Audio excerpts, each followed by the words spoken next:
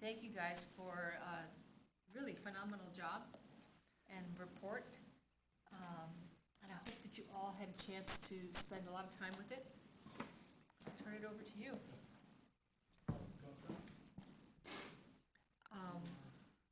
Well, let's go up front. Chip is here as well. Okay, whatever you'd like.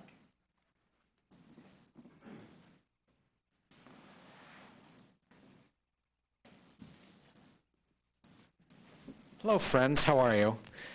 Before Bradley starts, I just want to say how much work, particularly Bradley and Stephanie, put into this. They really did a great job of a lot of real great research that went into this, a lot of legwork, a lot of back and forth with staff, and they certainly deserve the lion's share of credit for this. They really did a great job, real service to the community. I'm going to assume that everybody has read this, so I'm going to go pretty quick. I'll just say generally, though, Stephanie, myself, and Chip spent far more time with staff than we were originally envisioning, on the order of 6 or 7 lengthy meetings with extensive follow-up and research between them. The first draft that we got back with comments, I think their comments were longer than our original recommendations. And it took a lot of discussion and understanding each other's perspective to come to this final draft. And I think if you read through the staff comments, you'll see these are largely editorial concerns and not necessarily substantive. And we're proud of that fact. And I think that speaks to how we feel about this, and I hope it speaks some to how staff feel about it. I'd also like to thank staff. They spent an inordinate amount of time working with us, trying to see this through. I'm just going to read through the bullet points, assuming that you've read this, so I'm going to skip through the summary and to page 3. I'm not going to read, I'll read some of these verbatim and some sort of off the cuff, but I would like to reserve the most amount of time for discussion on it if there's questions and that kind of thing. So recommendation 1 from the committee is to create a dedicated Vision Zero funding for safety improvements, including traffic calming, outreach, and enforcement. And those are in line with some of our recommendations that are further on that are going to need some funding and further staff report to make happen. Recommendation number 2 concerns road design. The committee recommends that the city adopt a policy of requiring a safe system approach to designing roadways and setting speed limits. We included a fairly large description of what that entails from the National Traffic Safety Board, and it's a movement away from the 85th percentile in determining speeds and relies on crash data as well as recognizing vulnerable users. Recommendation number 3 is to increase enforcement efforts. I'm going to skip down to the bullets, which capture what we mean by the increase here. And that would be to increase the highly visible enforcement, particularly at targeted areas where there is known crash reports or citizen complaints. Providing additional resources, including filling a current vacancy in traffic enforcement, is what we understand is the current situation. We would also urge the establishment of a zero tolerance policy on speeding. So if someone is going 26 miles an hour in a 25 mile an hour zone, they get a ticket regardless of whether or not it's going to stand up in courts or there's a general understanding that you can go 5 or 10 miles over the speed limit. We would like a zero tolerance policy on speed limits. To create a recurring high visibility enforcement campaign similar to the success of the crosswalk campaign, and to investigate the possibility of automated enforcement with an exception from the state so that Ann Arbor could attempt that. Recommendation number 4, I will admit we basically stole from the pedestrian task force, and that is to create an expanded and sustained public outreach campaign. It was almost 3 years ago now that the pedestrian task force made that recommendation, and the committee decided that that has not been addressed yet, and we would like to expand that to include the crosswalk ordinance, safe crossing, the 5-foot passing ordinance, and to foster cultural change. Recommendation 5, which the city is already underway, is to amend the traffic calming program. There's some particular bullet points in there that expand not just speed as a criterion in order to get more streets to qualify. Recommendation number 6 is to lobby for speed changes on state-owned roads starting with Washtenaw Avenue. And the final recommendation, number 7, is to create a Vision Zero task force. I'm happy to answer any questions. Chip and Stephanie can chime in when their knowledge is better than my own, or if they can chime in.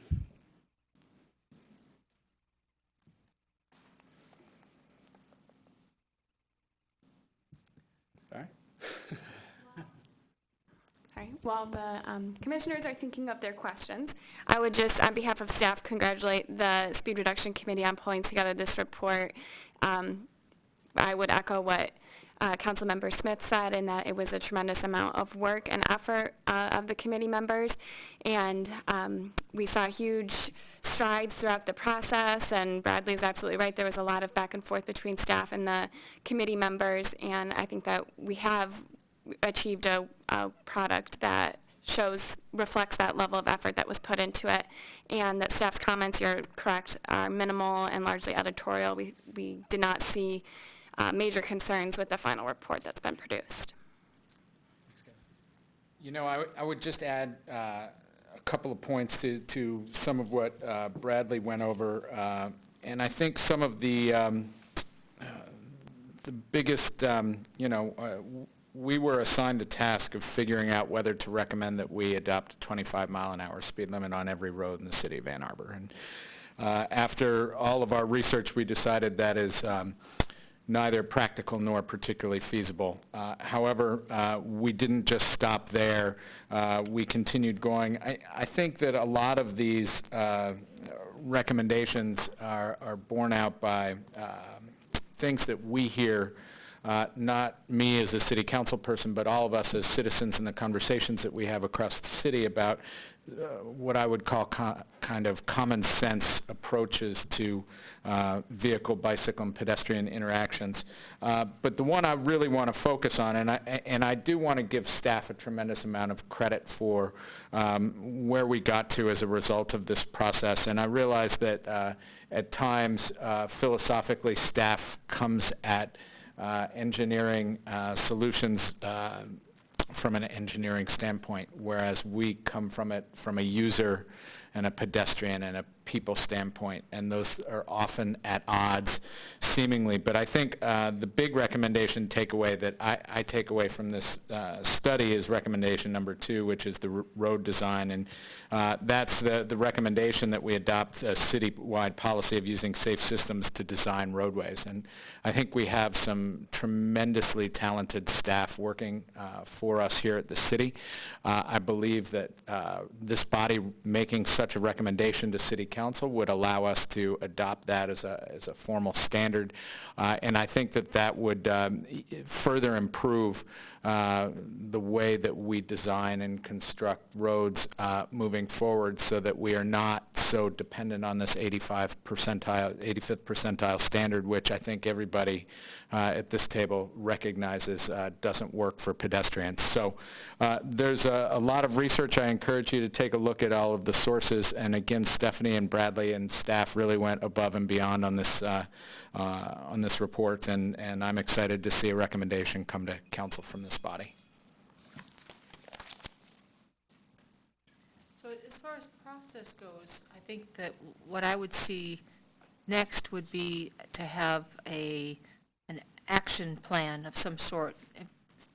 So if we approve these recommendations, then we need an action plan that will basically create where we go with each one, what recommendations we make to the council itself, and how to implement it, essentially. And that should be part of what we agree. But we have to do a little bit more work in that realm in particular. But meanwhile, are there other questions, comments? Stephanie? I just wanted to note that regarding the action plan and the report, nothing can happen without some investment. So all of the items we requested or we advised would benefit the situation are things that require more money. So I think somehow at the end of the trail of reports and action plans and memos, there needs to be some kind of request for additional funding for Vision Zero and for these ways of implementing it that would benefit all users.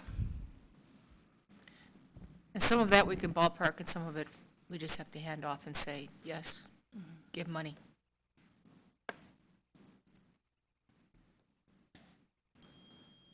I think I could speak to that real quick in that, the last recommendation to create that Vision Zero task force, I don't know the process at this point, and I think the three of us trying to work through all of this material already illustrates that we need a bigger pool of minds together, thinking about how this process might be, where to start, and looking at the viability of some of the alternatives to how we can make it happen.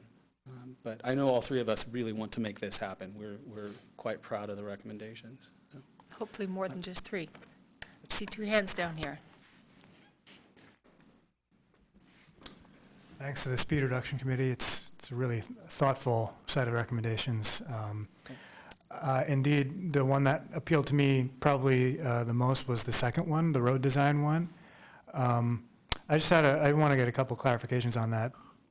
So safe system in most places here in this document is not capitalized. So is there not something sort of off the shelf the city can use, or do they need to do they need to develop this design standard or whatever it is from whole cloth? Is there something in the middle? Can you explain a little bit more about that? Yeah, I'd have to look at the document from the National Traffic Safety Board where that phrase comes from.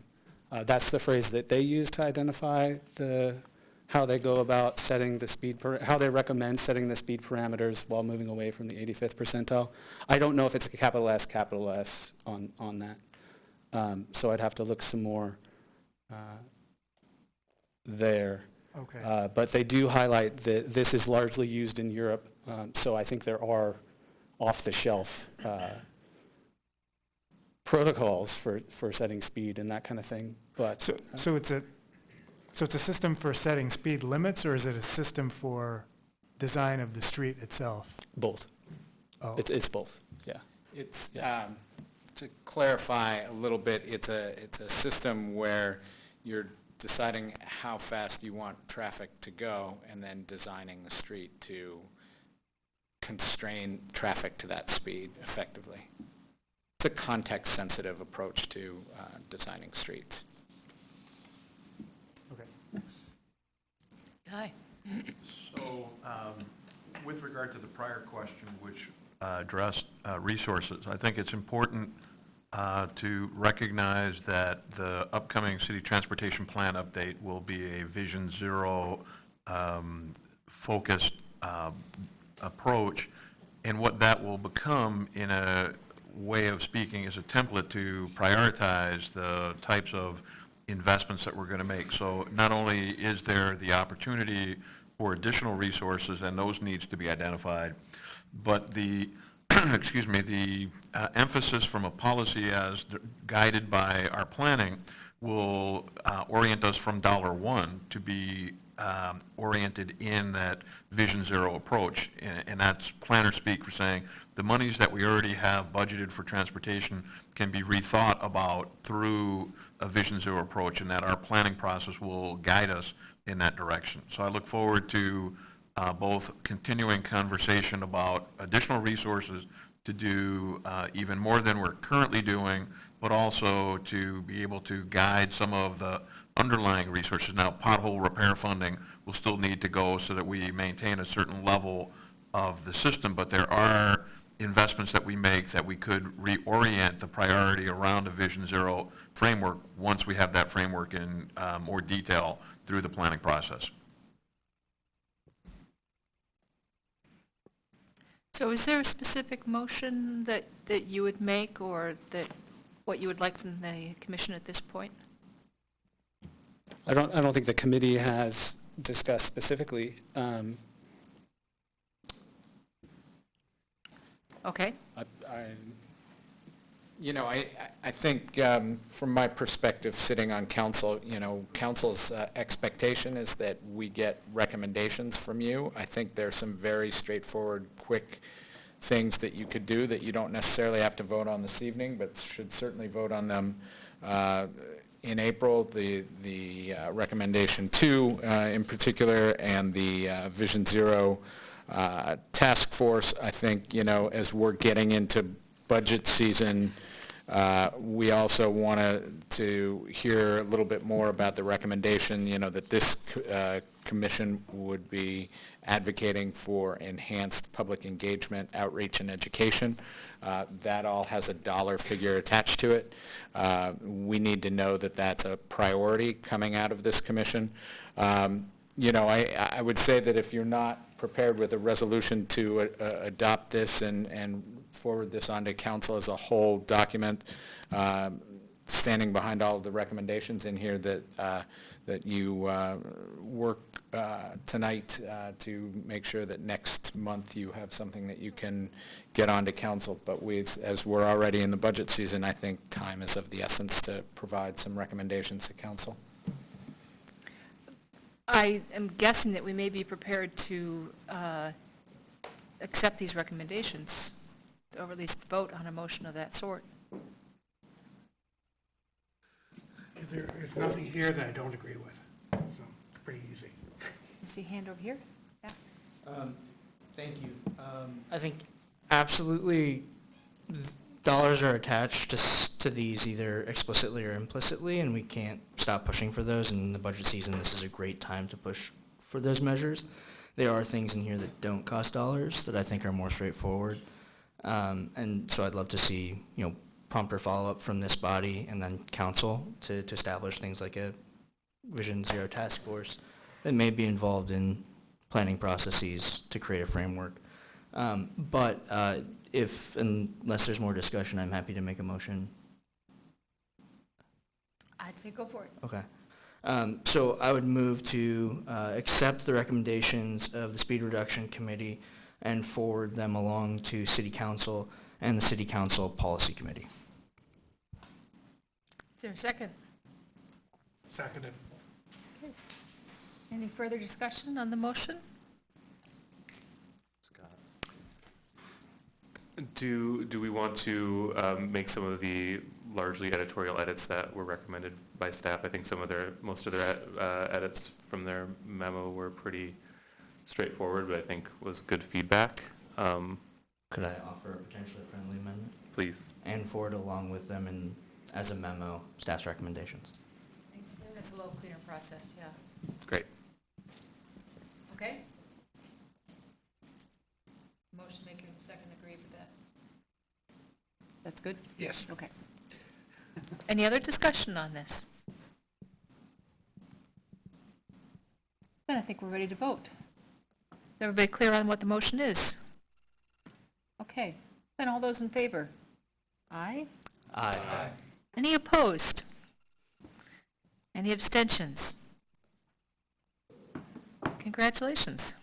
That's great. Thank you. Thanks Great again job. for Thank you very much. very impressive work. And I think if there are further action items that are necessary, we could start with Kayla and I to tease those out a bit and look at the next steps, since she's our staff liaison. All right. Going back to the agenda.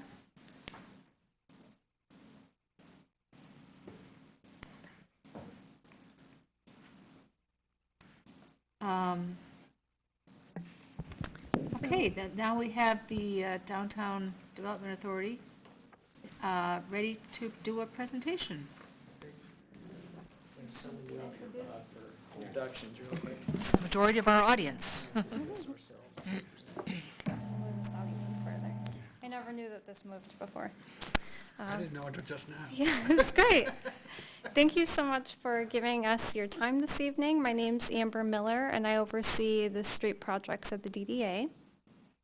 I'm Bob Doyle. I work with Smith Group JGR, planning architecture, landscape architecture firm here in Ann Arbor. I'm Oliver Kiley at Smith Group JJR to work with Bob. I know you have a number of presenters, but if you can make sure when you do speak, if you could speak into the microphone so it's recorded for the audience at home as well. Thank you. So what we would like to do tonight is walk you through the big picture of what the DDA is trying to accomplish through our street projects, which is to create people-friendly streets. We're going to spend some time focused on our Huron Street project, and then at the end, we'll be asking for your support for the resolution that's before you this evening. The mission of the DDA is to invest in public improvements in order to strengthen the downtown. And one really important way that we meet our mission is to invest in the streets downtown. Our downtown streets are a primary public space, and they're also the primary way that we connect as a community in the downtown. We have a number of important goals that we're trying to achieve through our People-Friendly Streets program, ranging from more sustainable streets to strengthening businesses. A little over a year ago, our board passed a resolution of support committing to Vision Zero in all of our projects. And so our priority goal is always to improve safety and comfort. As we are designing streets, it's important for us to remember that streets are places. And so it's very important to us to recognize the context of these streets and to make sure that our design responds to that context. Our latest set of people-friendly streets projects started with our South University project. We were able to widen sidewalks and shorten crossing distances. That project was completed this past fall. In just a few weeks, we will be under construction with our 5th and Detroit project. That's a collaborative project with the city, and there is heavy emphasis on pedestrian safety and comfort with that project. So now we are shifting to some projects that are under design or just beginning, and we're actually doing a series of workshops on those projects this week. And to talk in more detail about those, I'm going to turn to Oliver. Great, thanks, Amber. So a few points just on the other projects. Amber mentioned South University and 5th and Detroit. Bob's going to come up and speak more on the Huron Street project today. Just a quick note about the extent of that project for context. That goes from 3rd and Chapin down to Division Street, and it's looking at the streetscape and a number of other changes operationally to how the road works. Again, with this idea of Vision Zero and safety and comfort in mind. And then the other two projects that are ongoing that are just beginning the design and feasibility phase is First and Ashley, and so that goes from Kingsley to the north down to Madison. And there's two main parts to that project. One is looking at the feasibility of restoring those streets to two-way travel. We say restoring because once upon a time they were two-way streets. They were made one way as part of a bypass around downtown that unfortunately wasn't built. So looking to restore those streets back to two-way operation. And then the other part of that is also adding a protected bicycle facility in some combination between those two different streets. And so we're in a design charrette kind of workshop process right now looking at that. And then the William Street Bikeway would go from 3rd Street down to State Street where William dead ends into the central campus. And so that project, also identified by the DDA board and through the downtown street framework, is looking at building a protected bicycle facility east-west along William Street. Both of those two projects, they'll be in design and feasibility through this fall, going into engineering and construction documentation throughout next year, and then the plan is for those to go into construction in 2020. So a couple notes. I'm not going to dig too much into this slide, but just acknowledging that the street design process is very complicated, as I'm sure many of you are already aware of or becoming very aware of. So there's lots of involvement that needs to happen with staff, with technical advisors, with the community at large. And so the DDA is really playing a strong role in helping to formalize the process for how that street design works in the downtown environment, and it's been successful so far. I'm going to spend just a few minutes talking through some key concepts, and I think these align really well with a lot of the pieces of information that were just shared relative to some of the Safe Streets recommendations. One of the key ones is really focusing on safety and comfort and managing vehicle speeds. So you all have probably seen this information around, how long it takes to stop and the likelihood of being killed or seriously injured as speeds go up. So that's a really critical part of all of these street designs, is trying to manage that speed and designing the street so that as a driver you feel comfortable going a safe speed and you don't feel like you have the opportunity to rush or speed. A second benefit, and this is really looking at the idea of restoring two-way streets and trying to build out a more complete street grid. There's a lot of benefits to that. It helps distribute traffic more easily, but really those two-way streets are a lot better from a safety standpoint. They're better from a business standpoint. They make it more easier to wayfind and navigate through the downtown environment. There's a broad range of benefits to having kind of that complete street grid. Flexibility during special events. And, there's a lot of examples of these two-way restorations happening all across the country. And these have been very successful projects in kind of creating places again out of areas that tend to function as a bypass or a through street, and particularly in the downtown, recognizing that there is opportunity to build place and to make these streets places as well as just spaces to accommodate vehicles. So broad range of benefits for the two-way operations and restoring two-way travel. And then on the bicycle piece, this is something you may have seen, but for any given population, about 10% of the population falls into an enthusiastic and confident kind of bicycle rider where you're comfortable going out, riding in maybe conventional bike lanes or riding on a Sharrow or something like that. But through surveys, we found that, more than half of the population is in kind of an interested but concerned category. They'd like to bike more, but they don't feel comfortable and safe doing it. So really key to that is building the kind of bicycle infrastructure over time and weaving that into your street design that makes that more comfortable. Again, those two images on the bottom for the protected bicycle facilities, these are being built in cities across the country.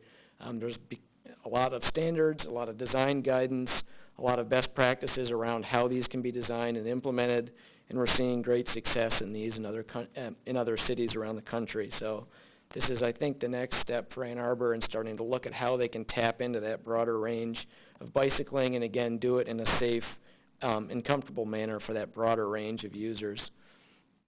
So one of the last things that's really important, particularly in the downtown, to recognize is that curbside space, whether it's kind of the amenity zone between the sidewalk and the curb or it's the parking aisle. There's a lot of activity that happens in those spaces, whether it's parking, trash pickup, cafe dining, passenger pickup and drop off, commercial loading. So through the DDA's public engagement and through the street design process itself, it's really critical that we pay attention to how that curbside space gets used. And a lot of our workshops that we're going through this week have been engaging property owners, engaging business owners to understand at a very detailed block by block, building by building level what we need to do to make sure that those uses can be accommodated. And just a note, also thinking about future flexibility, we know with things like autonomous vehicles, an increase in things like rideshare, Uber, Lyft, that's starting to change demands on curbside spaces too. So we need to be thinking about that in the downtown environment. And then lastly, this kind of goes a little bit big picture to a bit about our value sets, but it relates to navigating trade-offs. And so I think the earlier presentation on safe speeds and vehicle speeds is one aspect of that. What are those trade-offs that we're willing to make in terms of safety for maybe having it take a little bit longer to get from point A to point B. So these are really important decisions that as a community we need to work through, and we need to think about what those trade-off opportunities are. And again, there's lots of best practice that we can draw from and pull from to help us navigate those choices. So, with that, I'll turn it back over to Bob Doyle. Thanks, Oliver.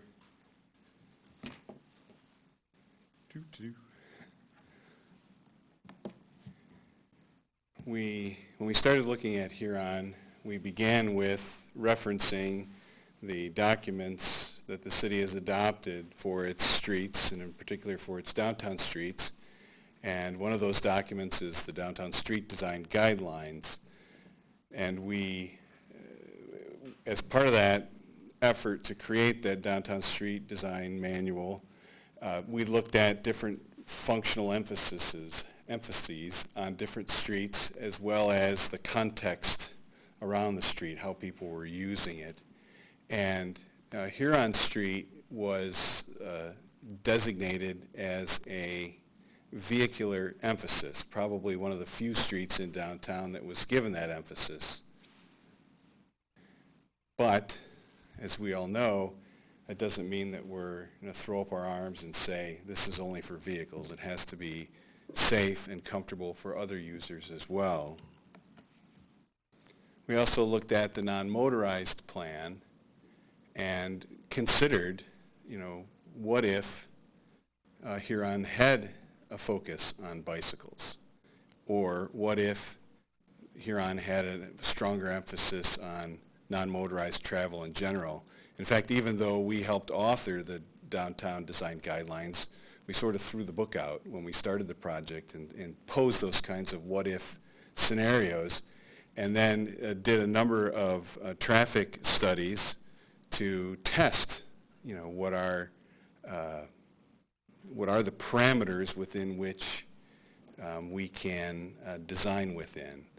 From a cycling standpoint, we looked at the non-motorized plan and said, why does Huron need a bike facility? And some of the things that we found that you see on the screen is that that Huron does not contain bike facilities outside of the downtown, so it doesn't really connect to other things well. We looked at the parallel routes that are identified in the non-motorized plan and said, well, those are intended to serve that role, specifically because Huron has a greater volume of traffic. And so as we moved forward, we pushed out a little bit on the walls of what our expectations might be for Huron, and through the study and through the data concluded that the non-motorized plan and the Downtown Street Design Manual made sense in the end. As I referenced earlier, we did vehicular counts. We also did pedestrian counts, and so the map in front of you is the peak hour of pedestrian counts, and it shows where the most crossings of Huron are, and that's one of the things we'll talk about a little bit later. But you see that Main and 4th and State are kind of the big hitters in terms of pedestrian movement. We also saw quite a bit of activity running parallel and walking with Huron, certainly more than we expected to see. One of the things that's not really shown on this map is we went back after this was done and looked more specifically at Chapin, 3rd, and Huron, the intersection down by the Y, because that became pretty clear through our public outreach that there was a lot of concerns about that crossing. And what we determined through a 12-hour count is that over 1,000 people, pedestrians and bicyclists, move through that intersection on a given summer Friday. And 600 of those people were actually crossing Huron and utilizing the hawk signals there. And we'll get back to that in a moment. We also mapped out pedestrian and bike-related crashes within a 3-year period along the corridor, and the map in front of you shows a summary of where bicycle accidents occurred during that 3-year period, where pedestrians accidents occurred, and the red on the map indicates a serious injury. And what we saw was that a number of those accidents were from right turns, and a number of them were also from left-hand turn movements, not as many coming from the through turn move, or the through traffic movement. And we map those accidents by the hour of the day, and they are spread out evenly through the day with a bit of a spike in the early evening hours. We also looked at the physical condition of the corridor. Some of it has been recently renovated related to development in the area, and other parts of it are largely in poor condition as a pedestrian environment. And we'll get back to that in a little bit. What we heard from our various interactions with the public and with the technical people at the city and within the DDA and at MDOT is that the street operation changes dramatically throughout the day. During the peak rush hours of the day, the street is full and uses all those 5 lanes to maintain through movement and access into downtown. But during the evening hours and off-peak hours during the middle of the day, there's actually excess vehicular capacity within the road. It doesn't need to be 5 lanes of traffic when we're not having a rush hour. So we've developed some goals and some strategies for that, which we're going to talk about. We heard very strongly from the public that Huron should continue to carry through in commuter traffic. At the same time, many people noted that traffic feels like it's going too fast and that people feel vulnerable walking along Huron.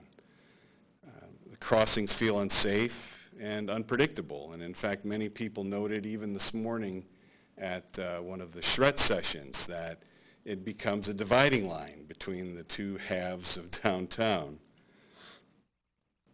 The sidewalk experience is unpleasant, and it's dark, and it doesn't feel like downtown. We heard that loud and clear from a number of people.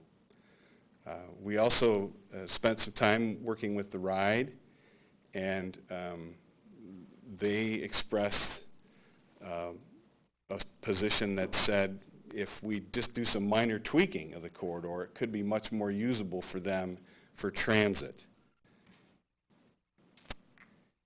We also heard that there's a substantial amount of unmanaged and unpredictable, unpermitted loading and unloading. So whether or not that outside lane of the road is intended to be used by people delivering packages, it is. And so we're looking for ways of addressing that. So some of our objectives in response to those concerns that we heard from the community include seeking a transformational change for the corridor. Not just putting a couple benches out there and some pretty lights, but look at ways you can slow traffic down, make the environment more friendly for pedestrians and safe. Provide a sense of protection and comfort for pedestrians, increase pedestrian safety at street crossings, developing an adaptable design for future street use patterns that Oliver referenced earlier, reduce vehicular speeds and improve safety through streetscape design and non-rush hour curbside uses. Improve street for transit user comfort and function, and then lastly, add more green and be sustainable. So as we start to translate some of those goals into actionable design elements and engineering elements, a couple of ideas have begun to rise to the top, and these illustrations point those out. One is that we can put gateways in on the cross streets to reduce the crossing distance for pedestrians and cyclists who are traveling along Huron. That we can establish a stronger pattern of trees and lights to bring the scale of the street down so it doesn't feel like you're driving or walking through a canyon. For the driver, that helps reduce speeds because they sense something is different and it becomes more scaled to the pedestrian. And proposing parking during those non-rush hour times along the street to add a sense of protection for pedestrians and also to slow traffic, because we found that, of course, when those non-peak hours, when people are using the road in their vehicle and there's less traffic on the road, they can go faster.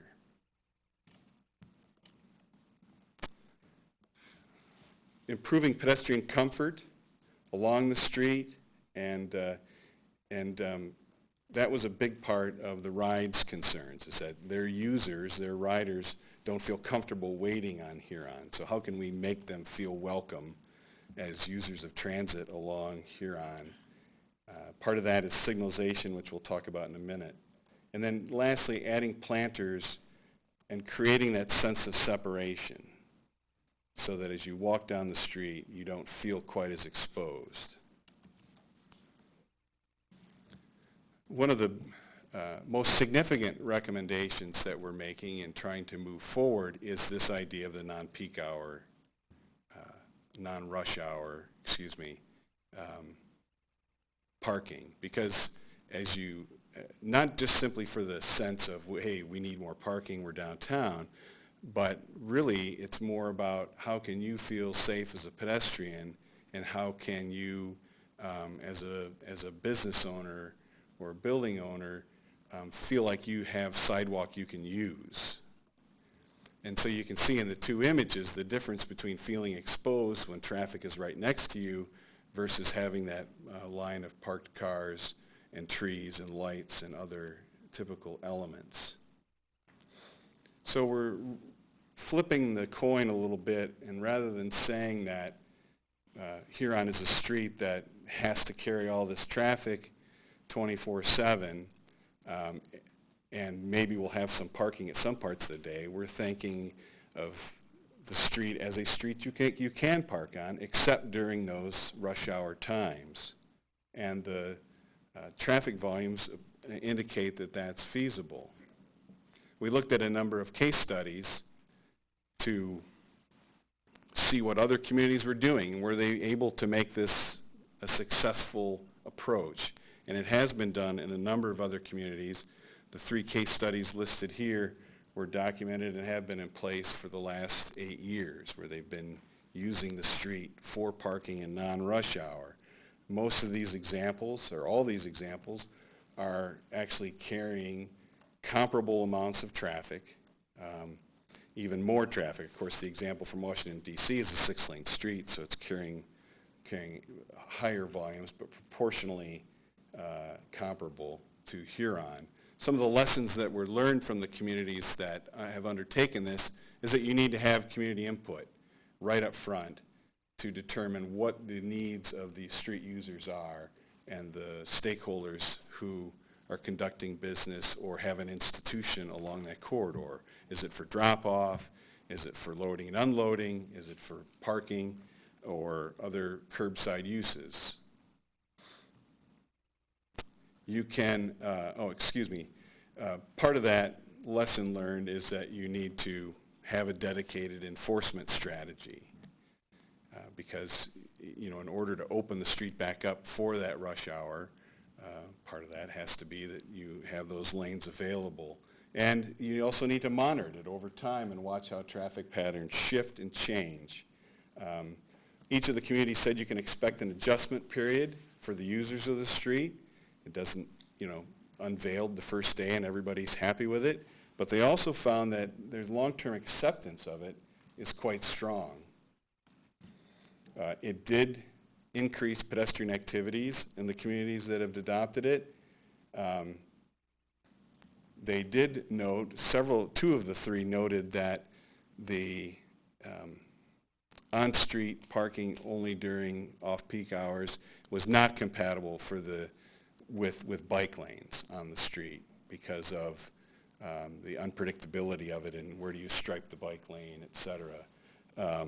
But in this case, if we assume the non-motorized plan and the street design plan are accurate and well thought out documents, then we're not looking for making Huron a bike street.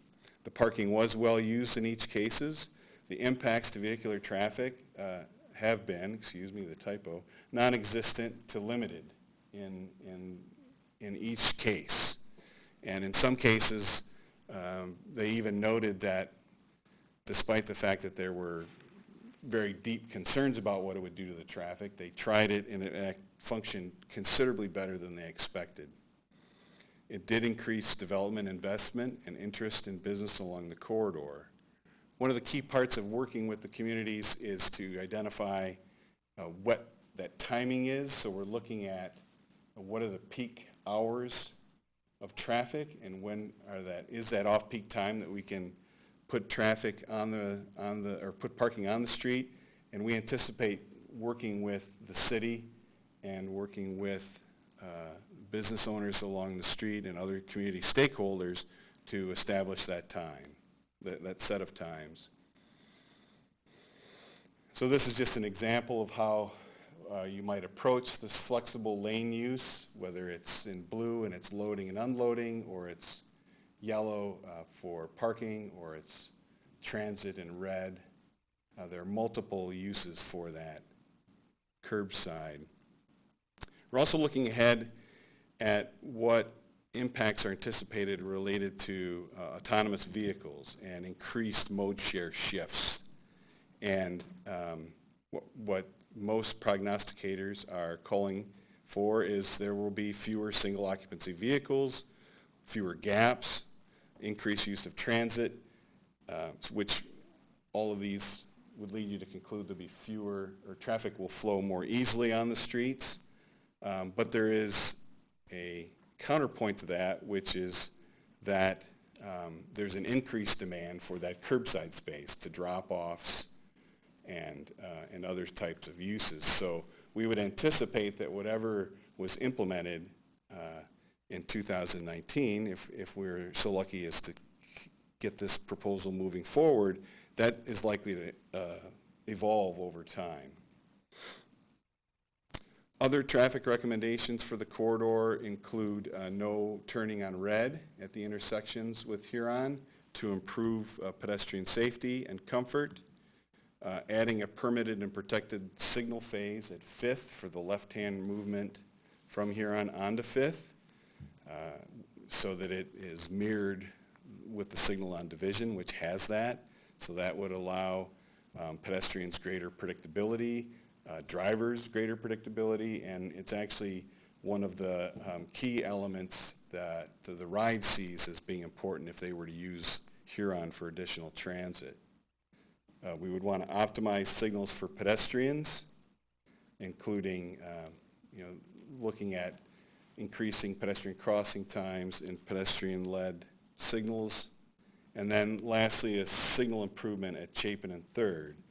The sense among community members is the Hawk signal provided great pedestrian relief for its time, but that there is a great community support for putting in a full signal at the intersection. And we have a couple videos if we can beg your time. We're almost done with the presentation, but these are kind of fun videos. This is Huron looking west. So the Enterprise car rental is on the right. On the left would be the YMCA. And so what you're going to be looking at in this first video is the flashing yellow telling drivers to prepare to stop and stop. Then we're entering the red phase, and drivers are not supposed to be going through the intersection.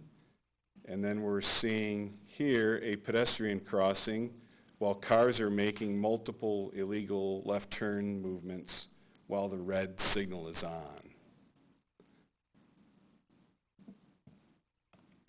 And then one other quick video snippet. This is of a group from the YMCA of young children. They're queued up here on the right. Oops, excuse me.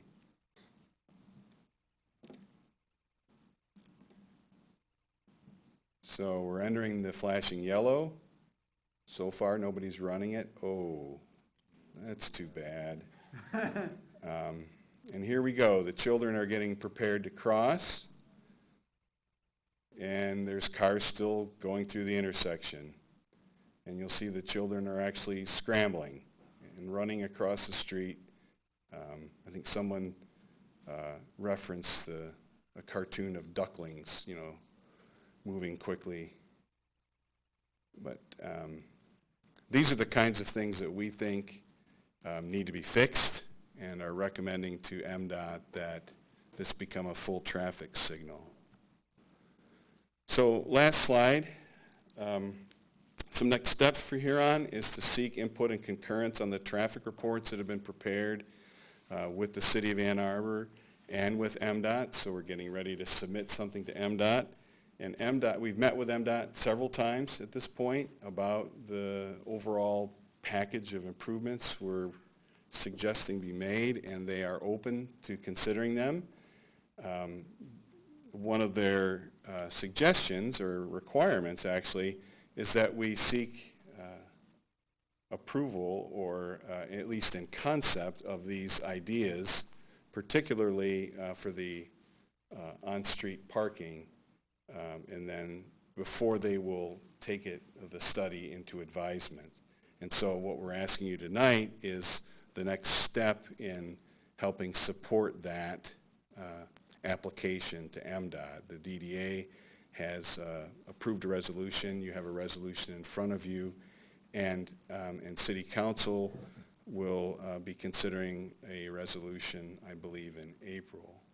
And so the thought is that this would go to them with this package, and then we will begin further discussions with them based on the data and the traffic model that have been put together, and hopefully come to a point where they will accept this recommendation and allow this idea to move forward. Concurrent to that, we're going to be completing the schematic design for the street, and the schedule for implementation is to work through the design process and get this under construction in 2019. And so the two elements of it, the MDOT street part and the design of it, will be running concurrently. And so we are moving as quickly as possible on the MDOT submittal so that it can be implemented at the same time the design is built. So we can have one unveiling, if you will, and open the street up in the way that we hope it will function better for pedestrians and others. We invite you to attend tomorrow night's meeting at the District Library here in downtown. It starts at 6 o'clock, and we'll be talking about Huron. The focus of the meeting will really be more focused on Ashley, First, and William, but Huron will be a part of that as well, and you're welcome to come and participate and offer your input. So that's the end of our presentation. Yeah. I just wanted to add one thing. In our latest correspondence with MDOT, which has happened since we sent you these materials, they asked that we make it clear to you as you're considering this resolution that you're aware that this package of changes will slow traffic, which I guess some communities see as a negative, and that vehicle travel time through the corridor could increase. If you're traveling from one end of the corridor to another, at the worst, we estimate about 60 seconds increase travel time. If I could add to that, the reason that we want to come to the commission and the council is we have spent and invested a good amount of effort to get here. We're going to do that in the future, so it's not only make sure it's a prudent use of resources, that we have the buy-in from the advisors to the governing body and the governing body before we go down that path, but there also becomes an issue of credibility that if we say we're going to do it and at the last hour we kind of go a little weak in the boots and we don't do it, it'll make the next attempt that we have even harder. So in talking to the DDA and to the board members and others, we think it's really important that we get the endorsement up front and then we stick to our guns as we go down the path.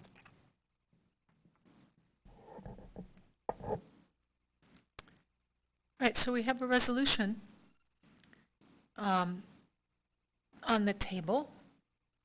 If anyone wants to speak to that before we take a motion about it. Thanks for the presentation. Thank you. Sorry it went long. About 3 minutes. Opportunity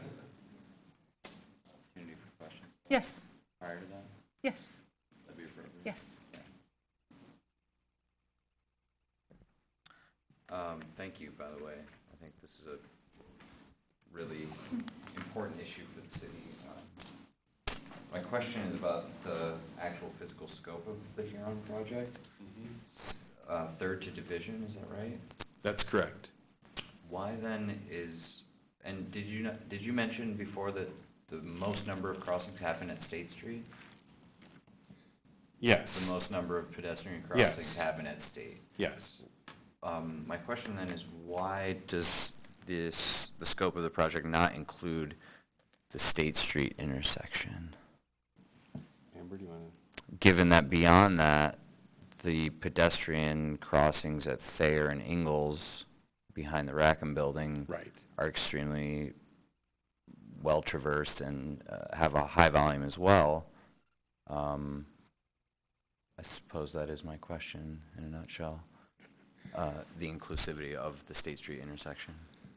Right. That's based on working through priorities with the DDA board to establish what the project boundaries are, and then moving forward with it. And I think at the time the project was started, the emphasis has shifted a little bit as we went. Amber, I don't know if you have something to add to that.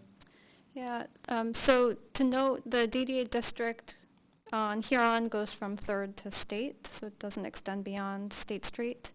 And as Bob noted, our board has a set amount of money that they can spend, and as they were prioritizing where those dollars should go, they felt like the highest priority to really change the dynamic of Huron was from 3rd to Division, and then from Division to State, they felt the character was different and could either be handled, and it could probably be handled as a separate project at a later time. Okay.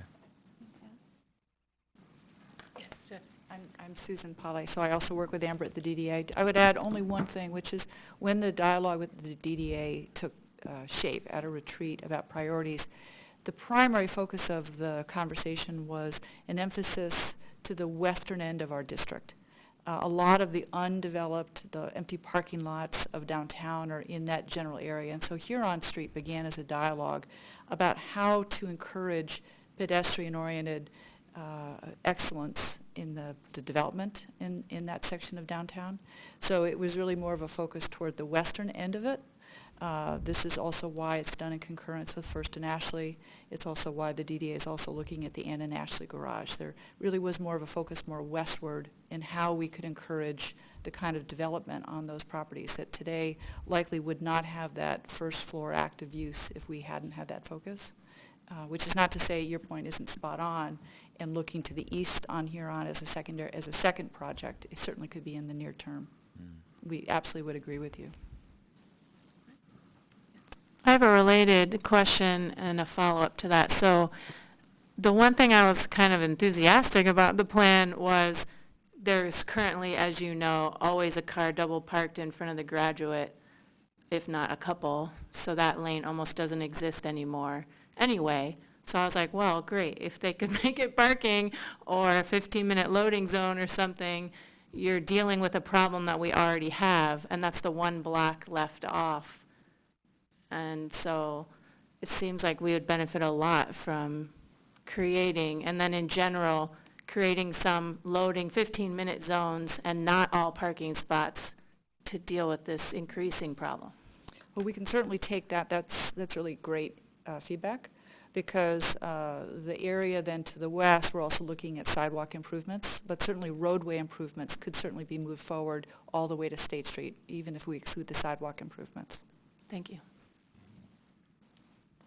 I have two questions, one of which is that you kept referring to bicycle facilities, and seems like I would know what that means, but I actually don't understand exactly how it's being used in this context. I was just trying to bundle together different kinds of ways of traveling on bicycles, whether it's a bike lane or a two-way bike track or a buffered bike lane. Okay. It's kind of lumping those all in and calling it a bike facility. Okay. My lingo, I'm sorry.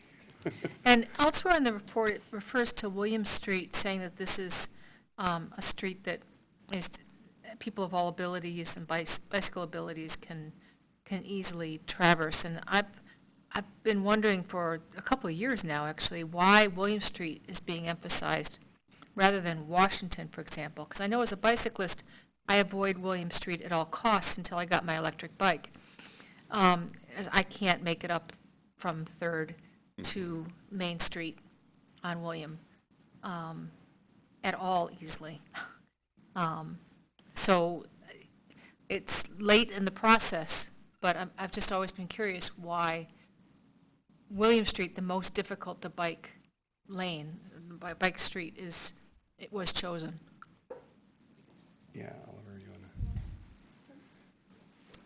to? So William Street was chosen because it's in the non-motorized plan, and there's also a great deal of roadway width. Yeah. And so our team is working to think through that hill that you mentioned. And something that we keep saying is that the protected facilities that we're looking to install on First and Ashley and William, those are the first, but we hope not the only. And we're looking to the future and taking this feedback into account and thinking about what those next projects are. Yeah, and just one more thing to add. You know, we were talking earlier about the kind of trade-off decision too, and a lot of that was looking at William and saying, you know, that's kind of a mess of 4 lanes to 2 lanes with turn lanes, and you know, as a car, it's very unpleasant to drive through there, let alone trying to bike down William. So this is really an opportunity to streamline a lot of that, as well as building the bicycle facility. Something else that is important to think about too is not just where that facility is, but how we're tying into it and connecting it. You know, that block between First and Ashley is very steep, as you all know. But thinking about, you know, how do we get people that are maybe coming up Ashley from the south? It's a more gradual hill there. I'm thinking about that Ashley and First, if they're two-way, people will be coming down and have more ways, you know, to go south on, say, Ashley Street, where you may already be up higher and try to get on the bicycle facility that way. So those are all kinds of things that are in the mix that we're looking at. And connectivity to tree line. Yep, and that was another, certainly another piece too, is Amber just mentioned the connectivity to the tree line urban trail. So has a really nice overlap and feed in for the bicycle facility, the protected bike facilities we're looking to make on First or Ashley Street. There's a lot of overlap there. Those two complement each other really well. So. Okay. Well, I would just challenge the statement that all abilities can make it up that hill. Okay, that's a can't. fair point. Yes. It's a steep hill. Yes. I just want to say that I continue to be impressed by the moves the DDA is making on these projects and the improvements that you're making. I'm really excited about them. My only real question about this particular project, I noticed that all lanes will be open during rush hour, but rush hour is effectively one way. I wonder if there was discussion about parking, limited just to the eastbound and westbound based on time of day, and what that might mean in terms of the crash data and that kind of thing. Chris, do you want to speak to that? Hey, come on down. I'm Chris Wall with Wade Trim. I want to go back to one of the slides that showed the timeline and the volumes, and that kind of speaks to exactly your question right there. So you know exactly how traffic flows in Huron.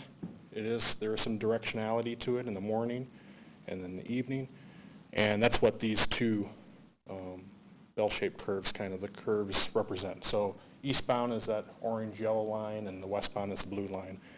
So we could entertain kind of doing something like that and keeping one parking lane through the rush hour in one direction and then switch it over to the other. The concern was about that uniformity and that consistency, and just people getting confused with directions and the time, and also the enforcement of it. So we would like to try to keep with that more consistent time of when we know it's applied to the road system and you're allowed to park on it, and when everybody needs to be off of it. So, plus, there is going to be some fluctuations in traffic over the years too, and even on a daily basis, so that kind of accounts for that. And then as Bob noted, we'll be monitoring this over time to see how dynamics change and if we can then change how we're managing the roadway. And maybe even thinking beyond off-street parking. We had a conversation with the RIDE today, and they were really interested in thinking about transit-only lanes during rush hour periods, if that's something that seems possible in the future. So I think this opens up those other conversations.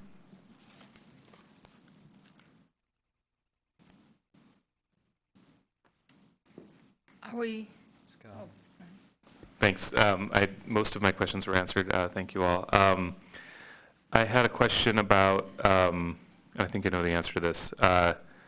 So I'm sort of resigned to the fact that this needs to stay a 5-lane road to give us that flexibility in the future and to accommodate the legitimate high volume of rush hour traffic, even though narrowing these intersections would help make them safer.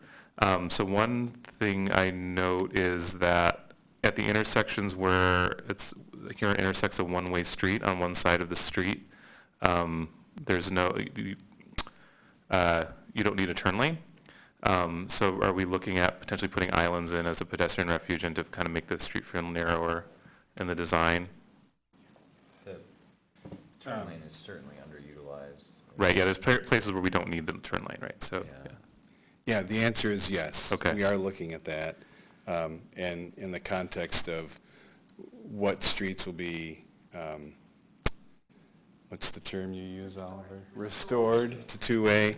And the other key thing that we're looking at is the potential for a mid-block crossing between Division and Fifth in front of City Hall. Yeah, that was my second question. It appears that the queuing distances may allow that. Okay. So we're looking at that as well. And then my last question was whether you're looking at a different surface treatment for this weird lane, and what that might look like to help make it a signal to drivers, especially that this is, sometimes one thing, sometimes another. That's unusual. So delineating that clearly, I think, will be really key.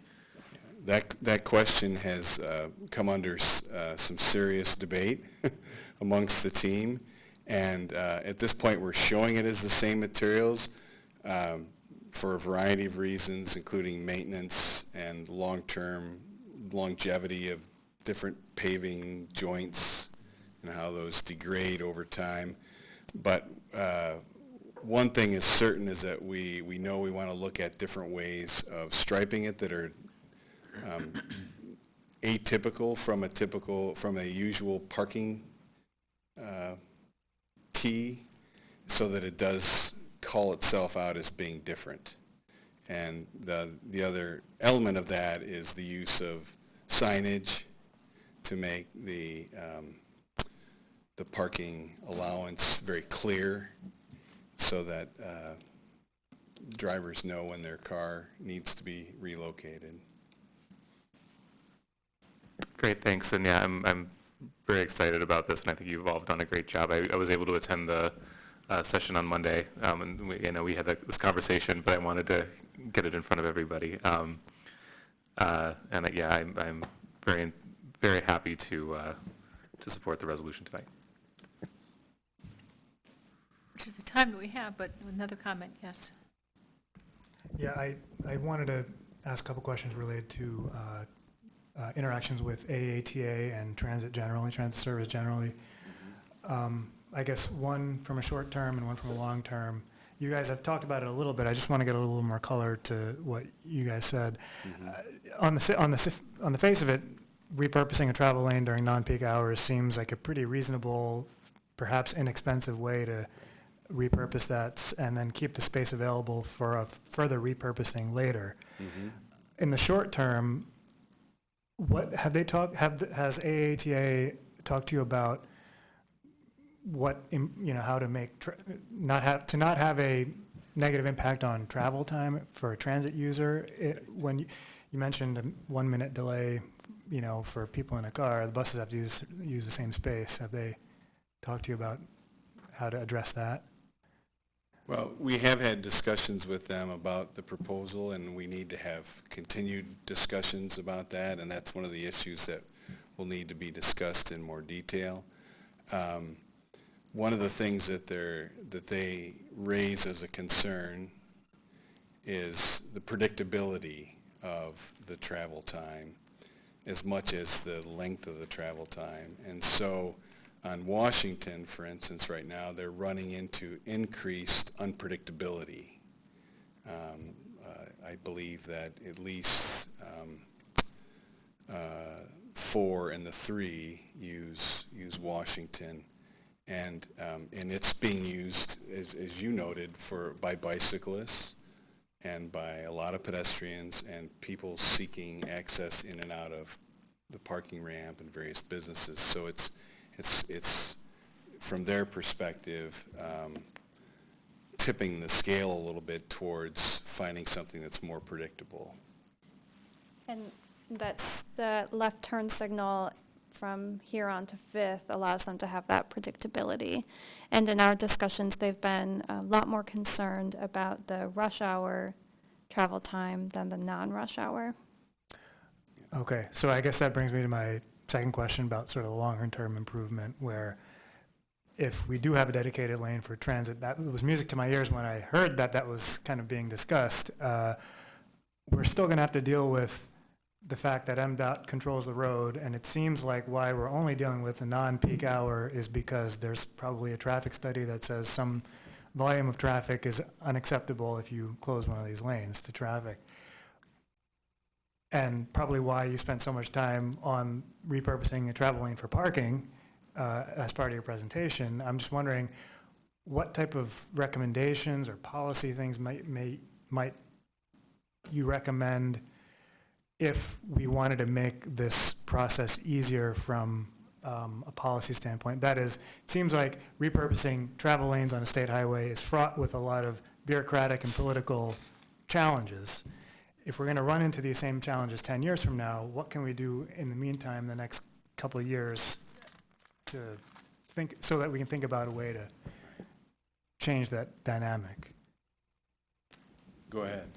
I don't know if there's anything that we can do on a process side, but I think that showing local support goes a long way for MDOT to start changing how they think about these projects, and they did convey that they are working on being more flexible. And so I think as communities continue to show a desire for flexibility and a shift in priorities, they'll continue to change their processes. And I would add only one other thing, which is we've got to do everything we can to encourage the ridership to continue to increase. And so making those bus stops on Huron more people-friendly, making the traffic work better for transit, all of these things are in a long-term way going to help us get there. We've been talking more, at least I've been talking more about the incremental approach. We're not going to be able to hit a home run and then get that, that high occupancy vehicle lane on Huron today.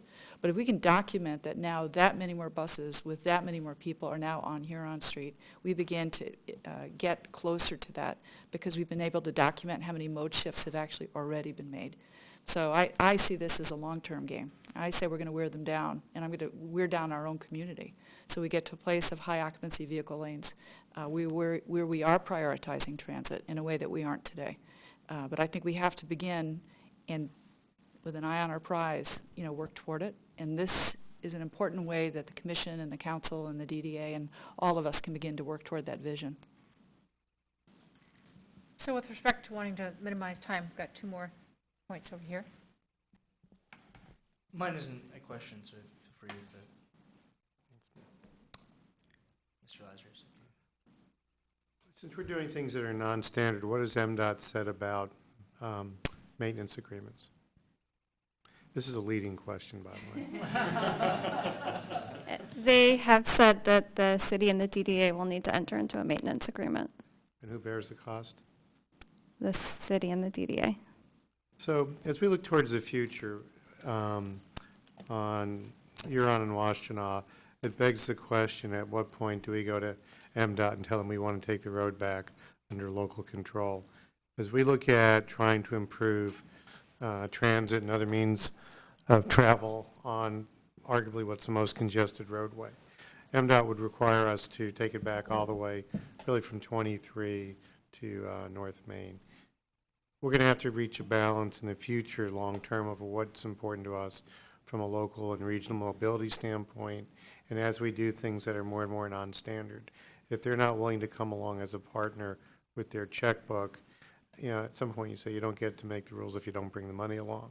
So that's a question for the long-term discussion as we see how these changes impact quality of life and movement. Mine is very brief. I appreciate the thoroughness of the questions and the presentation. I really appreciated Commissioner Preston's line of questioning around extending the parking down to State Street, and Ms. Polly's willingness to have that conversation. I just want to make sure that it's captured in our resolution, so I was hoping to put a very small amendment in. It's sufficiently vague right now, but I think it's an important enough point that I'd love to kind of address the win-win. So to the fourth whereas clause, the first subclause that currently reads, non-rush hour parking to provide a substantial buffer for pedestrians on Huron Street sidewalks. I would like to add to that to make it non-rush hour parking to provide a substantive buffer for pedestrians on Huron Street sidewalks from 3rd Street to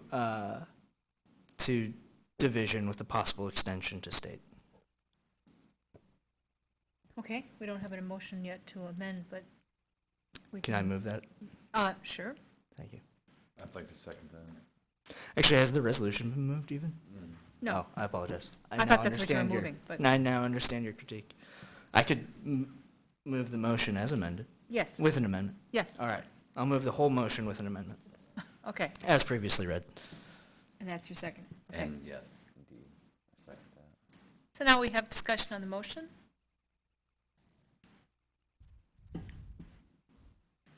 Ready to vote? Looks like. All those in favor, say aye. Aye. Any opposed? Any abstentions? You have our support? Thank you. Thank you guys so much. Thank you. Thank you. Very much.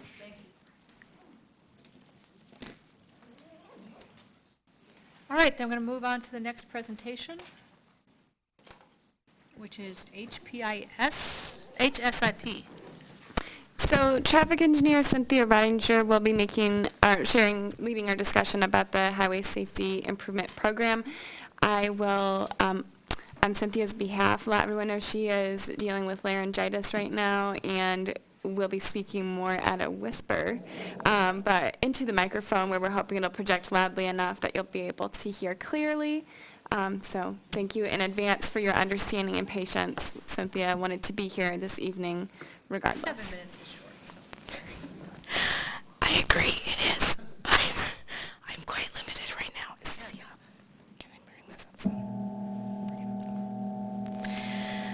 So cool. It really is. So I did, I normally speak extemporaneously, but I did write this out in a manuscript if you can't hear me. Can everyone hear me? Not really. Get as close to the microphone as you possibly can. You just wanted to see that again. How's that? Awesome. So this evening, thank you for having me here to discuss the Highway Safety Improvement Program. And this is a federal program, and it is one of the tools that we use at the city to fund safety improvements. I'll begin by reading you the definition for the program from Federal Highway Administration. And that is that the Highway Safety Improvement Program is a core federal aid program with the purpose to achieve a significant reduction in traffic fatalities and serious injuries on all public roads, including on state-owned roads and on tribal lands. The HSIP requires data-driven strategic approach to improving highway safety on all public roads with a focus on performance. And the reason I wanted to read that for you is because this program is very, very data-driven, and it is also very performance-driven, which means not only do you have to have a data-driven approach in your application, but every year the federal for every program year, the federal government requires MDOT, which is the local administrator of this program, to evaluate what they spent the money on and to make sure that they actually did see a safety benefit from the expenditures that they made. So this is a long-standing program, and it is, as I said, it's administered by the Michigan Department of Transportation, and each year MDOT places an annual call for grant applications from local agencies. Some things to keep in mind about this program is that it is fiscally constrained, and each year the program has a set of funding goals, and those funding goals are established by the Michigan Strategic Highway Safety Plan. Now, the Highway Safety Plan for the state is developed by the Governor's Transportation Safety Action Commission, Traffic Safety Advisory Commission. It's called GITSAC for short. And GITSAC has a lot of opportunities to engage with them, and there are lots and lots of subcommittees that work on focus areas. I personally sit on the PED Bike Task Force. So once the call is made from MDOT, we do get to submit applications. The applications are competitive, and you score points for your application based on being a problem that is identified through crash data, and that can either be at a localized location like an intersection or a street segment that has had a particular crash history or experience, or it can be something that's more systemic and based on something that your jurisdiction is experiencing across the board. And that can be for more of a systemic application. So another way that you do score points is by focusing on those areas that are identified in the State Strategic Highway Safety Plan. And for us here in Ann Arbor, we also have the regional strategic safety plan that was developed by SEMCOG that city staff participated in the development of. Using proven countermeasures to address the crash patterns that you identify and having a good cost-benefit ratio are also what help us score high on this. So for our particular application of this program, we've had a lot of success in obtaining these safety grants, and part of our process is that annually when the new crash data come out, we do a network scan, and that network scan includes both intersections and street segments, and we look at both a 5-year and a 10-year period for the most recent crashes to see any patterns that are cropping up. And we also do an overall crash frequency scan to see if there's anything else that is going on, even if it isn't necessarily able to be addressed as part of this program. We pick the top 5 or 6 locations to look at in a much greater detail of crash analysis and come up with some countermeasures.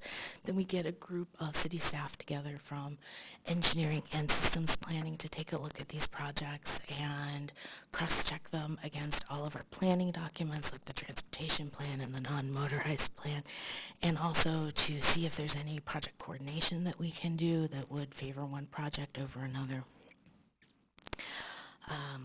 Let's see here.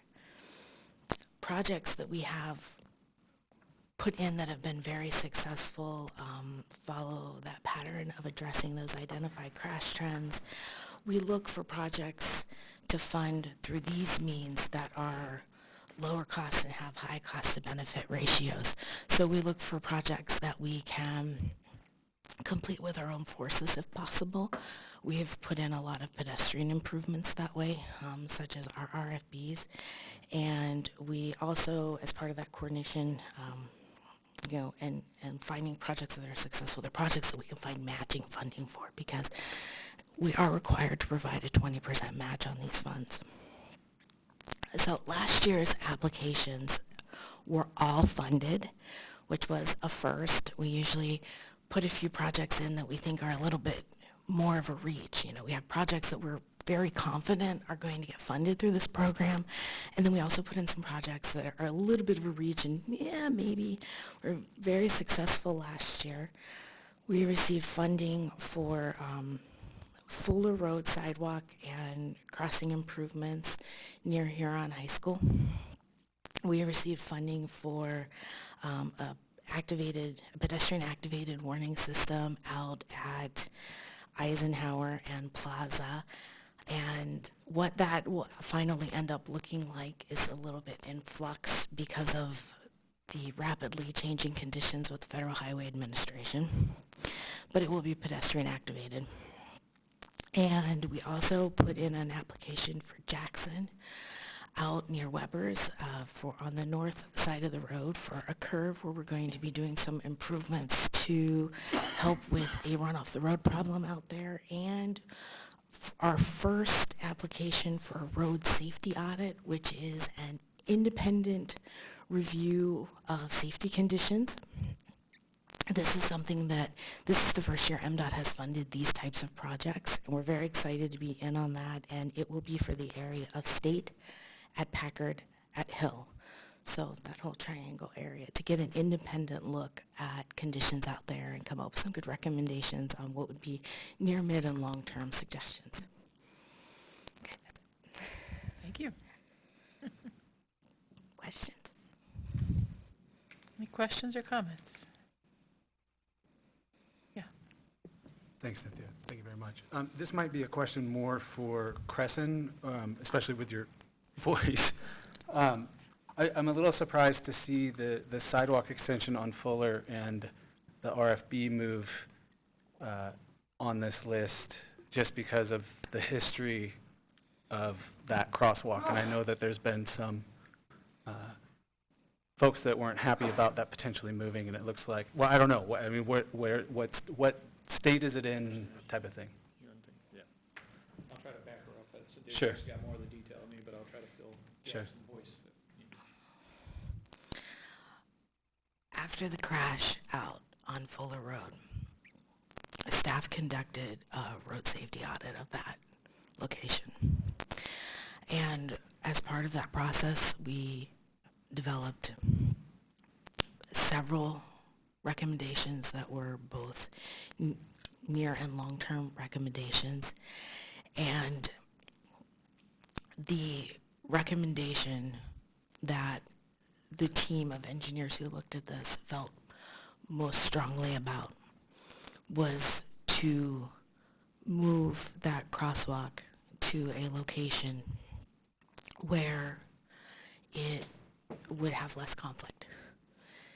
And so that's what this project is about, and it's something that we are currently we are working with the school district to address some of their concerns, and we'll be engaged. There will be a full, there will be public engagement before we bring this project to fruition. Okay. So there's still going to be public engagement. I guess my concern is what was previously brought up. I think it was on the June City Council agenda, and for some reason it was removed, but there was a lot of discussion in some of the circles that I follow, particularly if the sidewalk and the Fuller extension is going to be a 4-foot sidewalk, or is it going to be a multi-use trail of 8 to 10 feet is a question that they had. And also, and I think the new RFBs at Huron, on Huron, are an example that people cross where they find it most convenient, not necessarily where you want them to, right? We ended up moving a bus stop in order to address that. I'm really concerned about people coming out of Gallup Park and just wanting to go straight, particularly on bicycle and foot. So I understand the conflict zone that's there.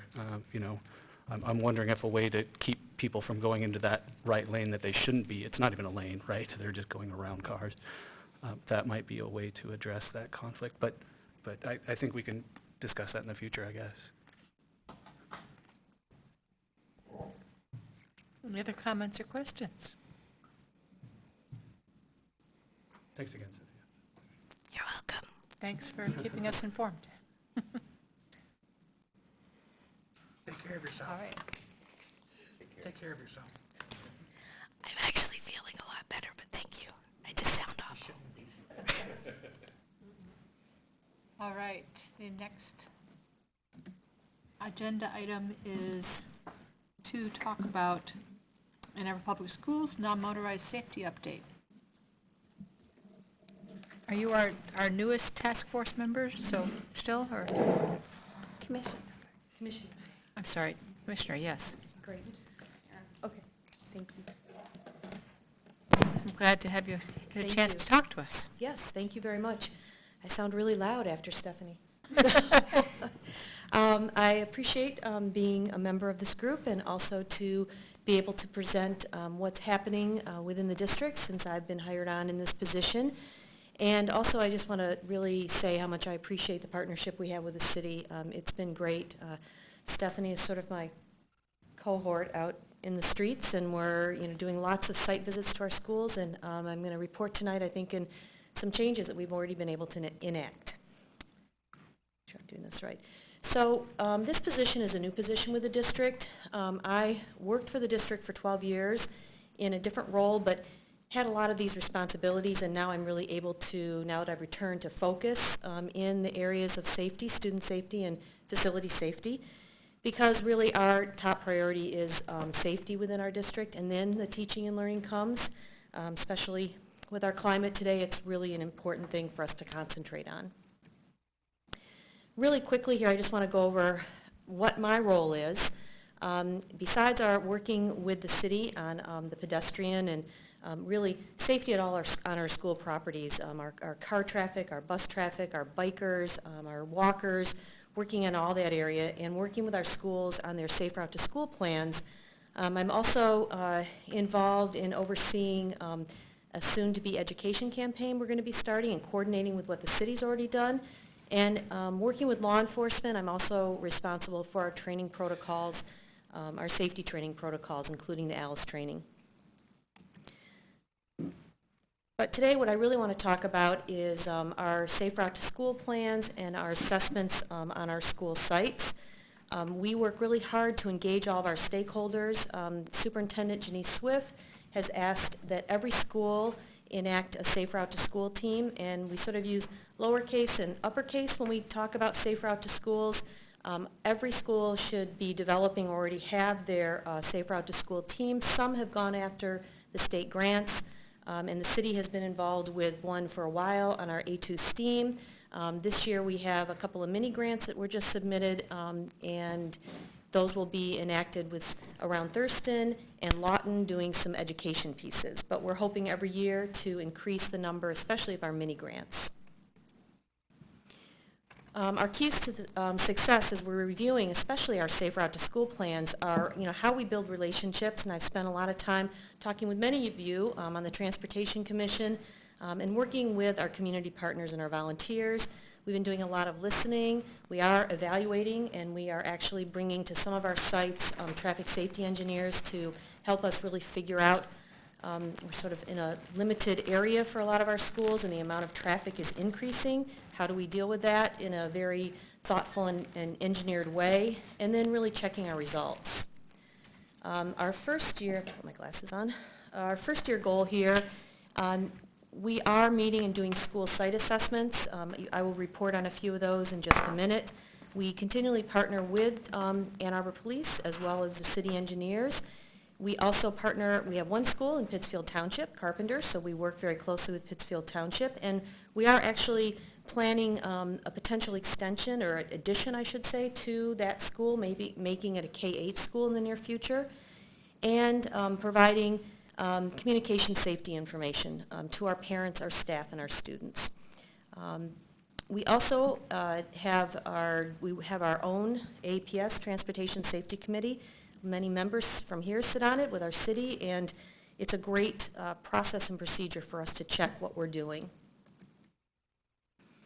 So our education campaign, we've been using a lot of the materials that the city has, and we plan to add some of our own specific to our school communities, handling it in a variety of different ways, communicating that out.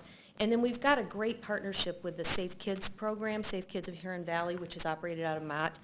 They come into our schools and do lots of education pieces on safe walking, safe bike riding, and so we're really happy that we have that as a great resource here in the community.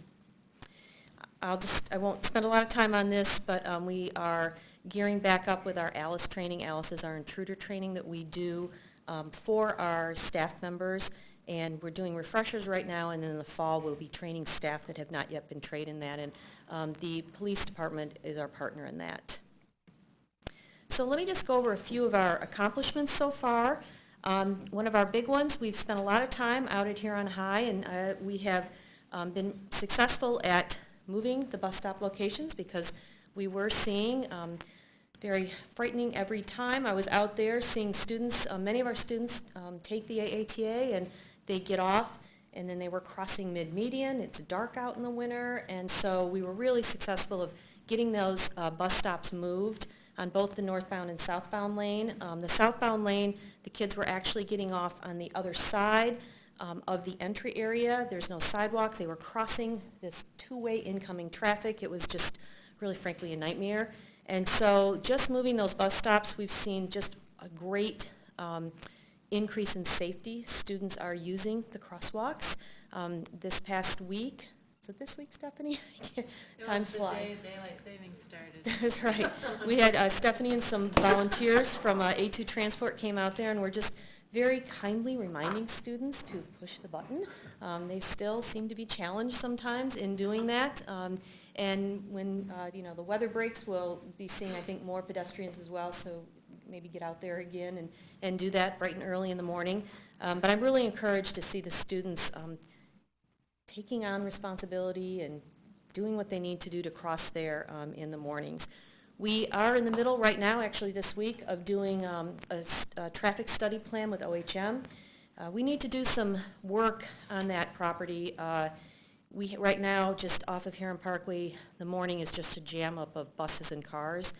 It shocked me. I'm actually a very old Huron grad, but when I was out there for the first time, the student lot is empty. Kids are just not driving as much anymore. They're not getting their driver's license when they're 16. And so we have a lot more cars dropping off on that location. We want to work on some safe bike riding and maybe engage the Biking Alliance to come out there and sort of help encourage students to do that, because we have some good avenues to do that. And so we will be making some changes on the footprint of the property this summer to help accommodate separation of car and bike traffic and making it safer for our walkers that are coming in to the property.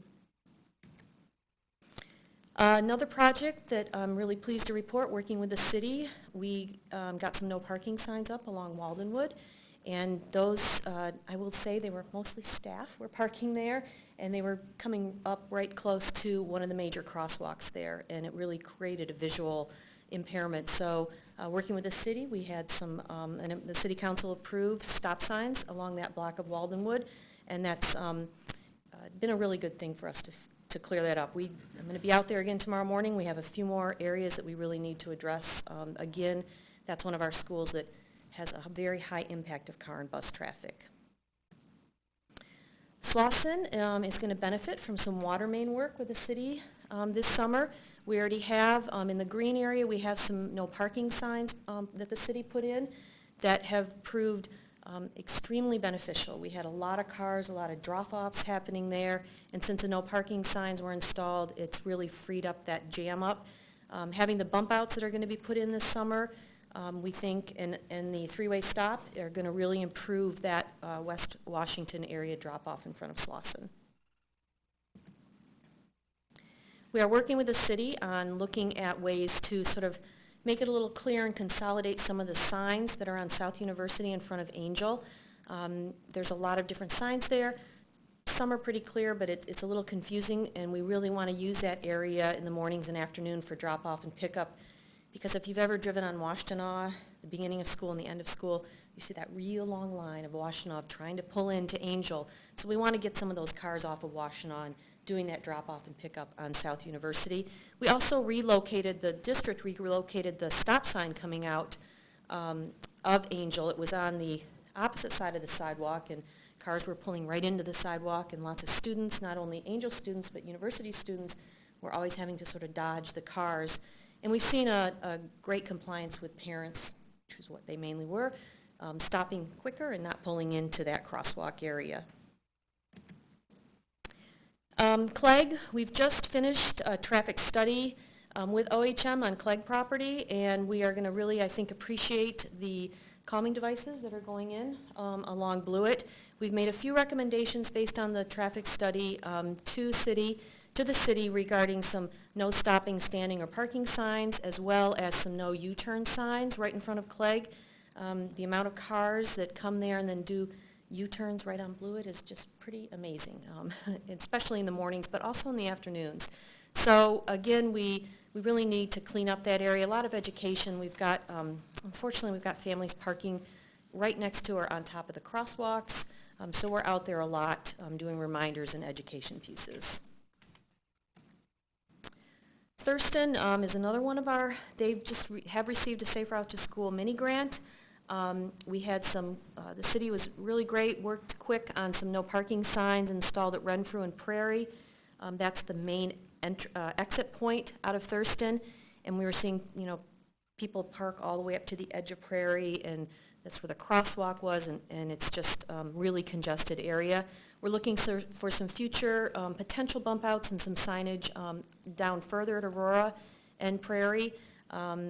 We are encouraging more walkers in that area. It was interesting to me that some families right in that neighborhood were driving their kids to school. So we're really trying to encourage them to let their kids walk. We've got some great crossings there, and it's really following certain pathways is pretty easy to get there.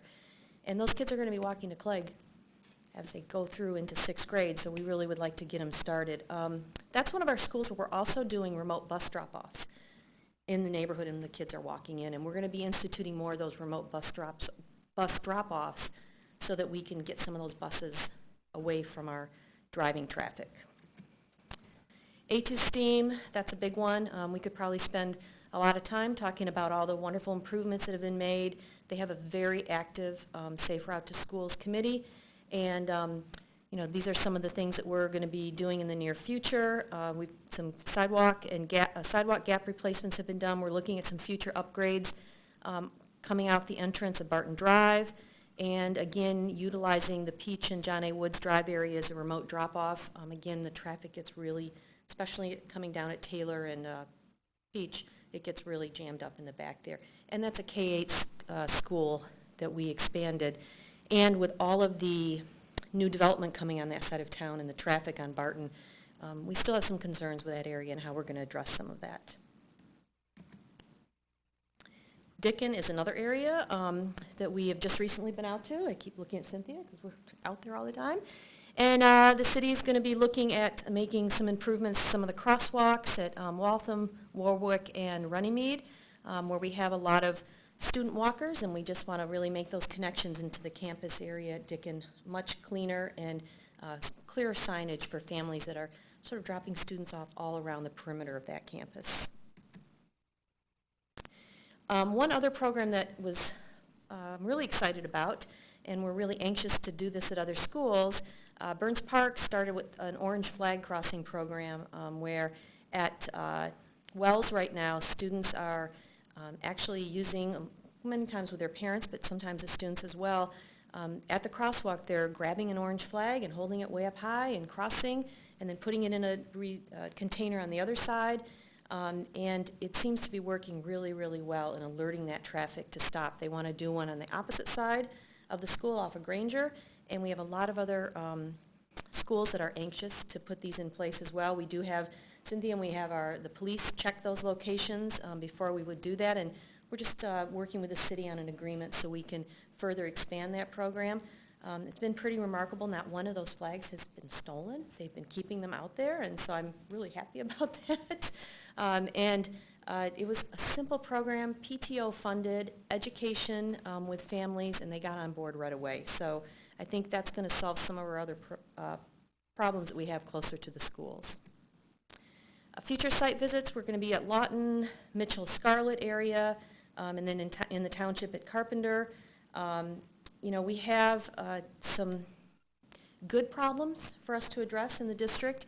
A lot of the future development on the north side of town is going to be something we need to really address in the short term. It's a fortunate problem, I guess, but our schools are really filled. And as we continue to develop, we have to find a way to bring those students into our schools, not just the space in the schools, but how that traffic is moving into our property areas. And so we've got some challenges that we're looking forward to and seeing how we're going to manage the new students that come into the district. We're one of only 2 districts in the state that has seen increased enrollment, and so it's a good thing, but it brings some challenges with that. So with our partnership with the city, and I'm really looking forward to how we can increase pedestrian and bike travel. We've got some great partnerships with the Bicycle Alliance. I'm looking forward. Brad and I are meeting again week after next, and looking how we can make those bike to school days that much more attractive and get more of our kids on bikes and walking. And I think that's it. Oh, a few more things. But these are who I've been meeting with: A2 Transport, the Washtenaw Bike and Walk Coalition, Safe Kids, our Safe Route to Schools programs, and we participated in a very interesting Sunday afternoon with the Washtenaw Bicycle Alliance Summit, and got a lot of great people that want to come and volunteer in our schools. Very excited about that. And that's it. Thank you. Mm-hmm. We have just a little time for questions and discussion.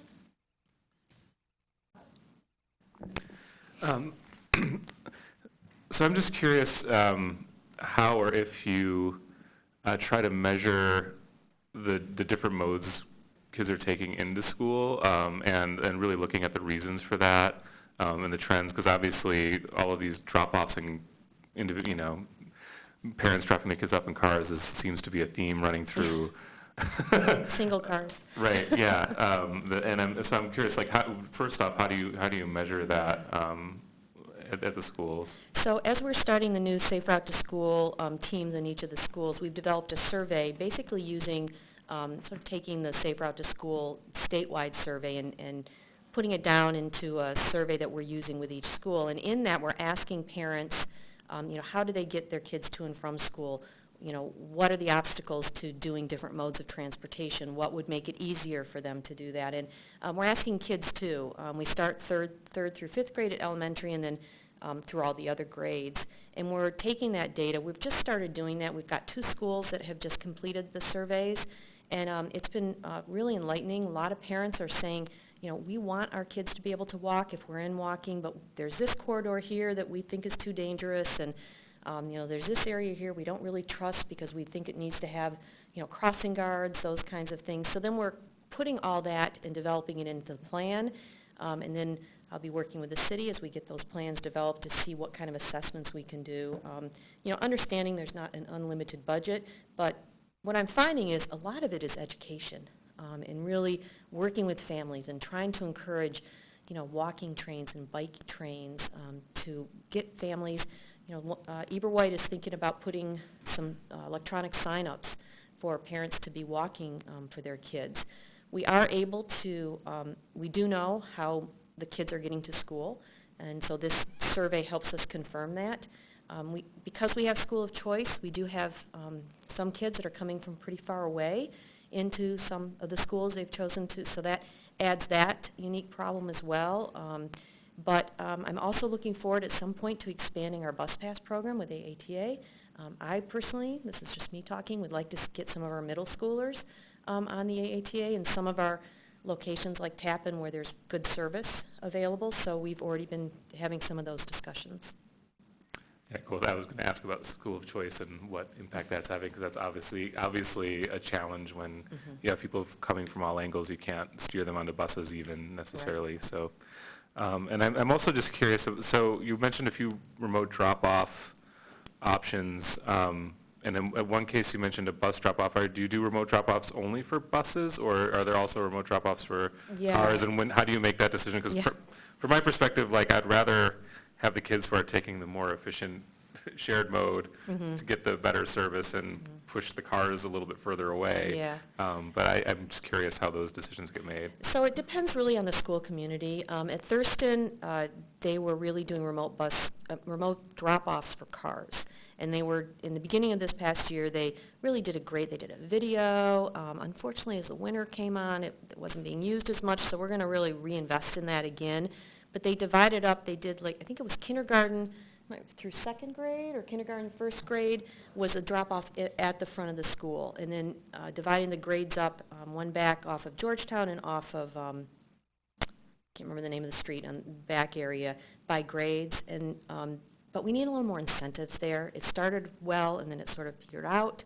So that's one of the things that the Safe Route to School grant is doing. At A2 STEAM, they're actually looking at the John A. Woods and the church up there as being a car remote drop-off. We need a little bit a better crosswalk there, but they're looking at car drop-offs up there. And that committee seems to think that that's going to work. Some parents are already doing it. They just don't want to even bring their car down into that mess down there. So if they can do it that way and feel confident with their kids crossing, and there's a crossing guard down at the bottom, that's what they'd like to do. Right, so thanks. It's really specific to different schools. Any other quick questions or comments? Thanks, we look forward to hearing more as time goes by. All right. Crescent is next with any updates. You should feel free to. I should be short. Yep, I'll be even shorter than usual, and that I will not go through and even hit highlights, but just ask if people have questions. I can take them, or certainly if you have them follow up, can certainly email through Kayla and we can get you answers. But I will quickly go a bit off script with actually two items. One that was literally so new, I didn't even read the email. I've kind of picked it up from Eli, and Howard reminded me. It just came in this afternoon that there has been some movement on the RFB situation at the federal level. So I'll kind of tee it up as a teaser to look for the next monthly update for the details, but the short story is it looks like all our locations are going to be fine. There just may need to be some tweaking we literally have to do with the programming of the lights at our installation. So stay tuned for that one. All right. And then the other item that wouldn't be in the normal update anyway, but actually circles back to the Speed Reduction Committee and the staff comment in terms of staffing and roles. So it's related to that, but a little more broadly in that I don't think it's been brought to the Commission's attention, but planned with the upcoming budget and starting with the next fiscal year is some shifting of roles and reorganization of smaller scale within the city, but it does affect public services and systems planning in particular, and actually this group. In that, transportation functions are going to get centralized. Right now we have Eli as our transportation planner, Luke and Cynthia as traffic engineers are actually on the same floor, interact all the time, but in terms of reporting, Eli works with me in systems planning, and Luke and Cynthia are in engineering with Nick Hutchinson. And we have a specialized group down in our Wheeler facility, Public Works, that works on all the signs and signals. So these folks are interacting all the time, and that's one model of work. But beginning July 1, those folks are going to be brought together and working under one group, actually under Nick Hutchinson in engineering, but also as part of that structure reorganization. And to support that, and back to staffing, a new position was created to basically be, if you will, a sub-manager. The title is Transportation Manager, responsible for supervising and managing all those folks in that organization. And so that position is been posted and actually getting filled. An offer has been put out. It's just so early, can't give detailed information because don't know timing, but things will evolve, and in fact, I'm anticipating you'll see a new face, and I won't be disappearing totally yet, but there'll be a transition over time with that. So my Wednesday nights might get freed up from time to time. But also with that, in addition, there is another position for a third traffic engineer just because of the need that we have here in the community and the workload. And so that position, Nick has been waiting until the new manager comes in so that that person obviously should be involved in hiring that new staff person. So we're back to resourcing and getting those things filled for us. We've got some movement and changes coming up on that. And so with that, if anybody has questions on the projects, otherwise I'll turn it back over to the chair. You know I can't not. Yeah, that's true. This might be a future agenda, I'm not sure. One was, what's the proper way to address the public presenter, this this evening with discussions about Maple, the desire for a road diet. Okay. I think what I would suggest, and certainly just because Nick wasn't here, certainly between Luke and Eli, I don't think Cynthia was here yet, but we can certainly take those items back to those folks working on that project. From my sense, I don't have the specifics of the limit and the information that was done, but certainly that's feedback we can take directly back to the project team as to that evaluation and see how that can get factored into that project. Okay, that'd be great. Second follow-up, and this might really be more agenda, is that I've been interested in reading the staff responses to supporting Vision Zero implementation recently. There's a lot in there, and I'm wondering if we might have a presentation or a better understanding maybe of what the city's vision is moving forward. You know, there's bits and pieces in here that I had no idea. For instance, hiring a consultant to help specific to Vision Zero with the plan, like that might help Develop that commissioners. as a future agenda item. Yeah, that'd be great. Okay, thanks. Good segue. And I was going to mention this in my notes from the chair, just that Nick invited me to be part of that interview process with the transportation manager. And it was a really great process to be part of. And Appreciated your participation. yeah, I can't say much else because of HR requirements. And they're not even in the room, but they did their job. Yes. Thank you. Great.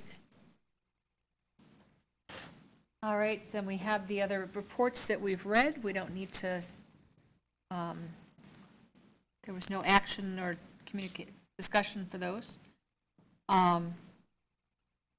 New agenda item, yes. So liaison reports. Are there any commission member communications from those who hold positions? Yes. I'll make this very brief, but I think it's an important announcement. Last week, the Ann Arbor Area Transportation Authority Board approved ballot language for the renewal of the millage from 2014 to maintain our expanded levels of service that was implemented over the last 5 years. So just that's coming in August. I'm personally excited about it, and just letting the commission members know that it's going to be on the ballot. So as a future agenda item, you may also want to bring forward a resolution for us to support that? I think so. I think that would be appropriate if the commission feels that way. Yeah. All right. Any other liaison reports for those who are representing? Yes. Can I make a quick note from the A2 Safe Transport? We just wanted to say that we're very grateful for everything that's happened in the past year or year and a half, and for City Council, for Howard Lazarus, for now the Ann Arbor Public Schools' additional involvement, and so many positive things have happened in this time, and we're very grateful for that. And then on the flip side of that coin, sometimes when there's like a great unfolding of events, people get that fatigue, and then they think, oh, we took care of that, and then they walk away. And I just want to emphasize that we will need to continue, especially with the combined education enforcement design. Just as a couple of quick examples, 2 people were hit this past week in downtown Ann Arbor. Last week, when I tried to cross Geddes at a crosswalk at a 25-mile-an-hour road with 2 kids, nobody would stop. About 20 cars went by. We did the raise your hand. We pointed at the crosswalk. You know, there's vulnerable children standing with me, all the like signs that maybe somebody might want to stop, and no luck. And I have a relative that moved to town who doesn't know our Ann Arbor laws, and they have both turned across a bike lane and almost hit a bike, and driven through the Chapin Hawk light because they just didn't understand the way Ann Arbor works. And when I went out with Liz Margolis to the crosswalk at Huron, Fuller Road, to monitor to see if people were pushing the button and whatnot, during the time it's school zone hours, it's 25 miles an hour, a city garbage truck careened through at about 55 miles an hour and then slammed on the brakes when it hit the light. So I think we obviously are so grateful for everything that's happened so far, but there's plenty of indications that we're just not there yet with the full cultural awareness of what we're trying to achieve. So I just wanted to underscore that. Thanks. Any other liaison reports? Scott? I just wanted to let you all know that the Planning Commission will be having our retreat on April 23rd. And during that retreat, we sort of set our priorities for our work plan for the year. So if there are any particular things that this commission thinks we ought to consider prioritizing in our work plan, getting those to us before the retreat would be helpful. And we do have a meeting on the 18th, so that by the next meeting, anything we may want to, from this commission, suggest to Planning Commission to consider, before the retreat would be a great time. Okay. So, yeah. All right. April 9th, work session of council will focus on the infrastructure for the future. So I encourage you to either be there or watch it remotely, as we'll try and mesh our needs for the coming years with what we think the city is going to look at. And just as a personal note, as you all approach 1 year of service on the commission, thank you for making a difference in daily life in Ann Arbor. Thank you. Any quick communications from commissioners? That makes it really quick. All right. Then, do we have other agenda items that you'd like us to consider? There seems to be interesting things afoot with bike share, ARPA bikes. I don't know when that might be appropriate, but I think It's the in your commission would work plan for your next meeting, April 18th. Oh, it and I is. reached out to AATA staff today to see if that's still appropriate, if they're ready to, or if they're in flux and they need, things will be more settled for May. But I'm in contact with them, and we had planned on April. Okay, thanks. Yes. A very quick update. Our city has been selected as a finalist of the IDC Smart City finalist. It was a submittal the city made, and now it's proceeding into the public voting process. I can send Kayla or the whole commission a hyperlink for the public voting. Just want to broadcast this message. And for those who don't know, the IBC is? The IDC is a private entity, and the goal is to recognize the advancement of infrastructure improvement for smart city. And the category Ann Arbor was selected for was for infrastructure supporting connected and autonomous vehicles. Okay. Not many competitors yet. Any other quick communications? Okay, agenda items. All right, then if there are no objections, I'll declare the meeting Can we adjourned. if we could announce the next meeting, please? Okay, which will be April 18th at 7 o'clock promptly. Thank you. That's a Wednesday. Wednesday. There we go. Use the gavel.